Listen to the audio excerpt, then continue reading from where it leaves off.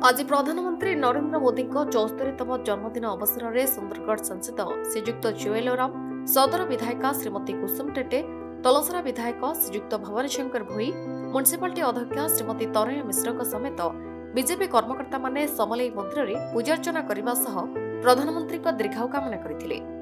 प्रधानमंत्री जन्मदिन अवसर में सुंदरगढ़ मुख्य चिकित्सालय में पहुंची रोगी मानक फल बंटन करथिले। आगामी 7 दिन पर्यंत सेवा सप्ताह पालन कराजियो बोली कहिसंती सांसद और विधायिका। आज नरेंद्र मोदी माननीय प्रधानमंत्री जन्मदिन से बोलिकी आम सेवा पखवाड़ा आज आरंभ करुचु। 15 दिन पर्यंत आम लोकंर सेवा करूँ। से अनुसार आम प्रथम माँ समलेश्वरी पाखे पूजा अर्चना कर दीर्घ एवं स्वस्थ जीवन कामना कलु। आज एवं रोगी मान फल बंटन करुचु। रक्तदान शिविर हम एवं विभिन्न प्रकार हेल्थ कैंप मान हेबो। सीएससी लेवल रे सीडीएम ताको ऑर्गेनाइज करेंगे। आम सब जीवु आम ताको साहाय्य करूँ। नरेंद्र मोदी चाहूँगी जे तांकर जन्मदिन अवसर में लोकंर गरीबर सेवा हो, कृषकर सेवा 17 रु 24 पर्यंत ये सेवा कार्य चलो।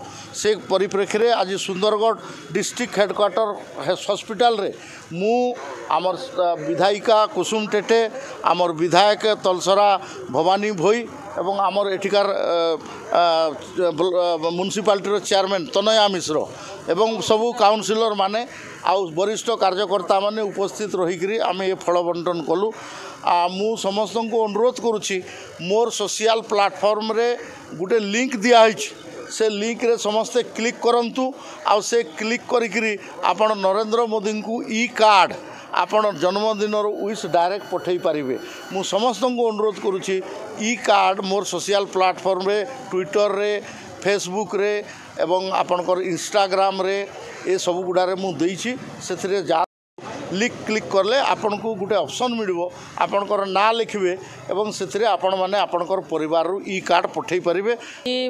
खुशी दिन आमर जोटा कि भारत वर्षर यशस्वी माननीय प्रधानमंत्री मोदी जी जन्मदिन उपलक्षे माँ समलिंग ठारे आम पूजा अर्चना करिछु तांकर दीर्घायु पई। आउ एठी फल बंटन पई एबे चली आमर सुंदरगढ़ हेडक्वार्टर हॉस्पिटल रे। आउ एबे आमर जेहेतु कार्यकर्ता भितर भी आहरी सेवा सप्ताह 17 रु 24 जाए चलो। सेठी जन कल्याण सबू चलो। आउ ब्लड डोनेट नहीं कि आमर हेल्थ कैंप सबू चलो। अनेक कार्य अच्छी। धन्यवाद। Sundargarh Ravi Tanti report, Odisha voice 24।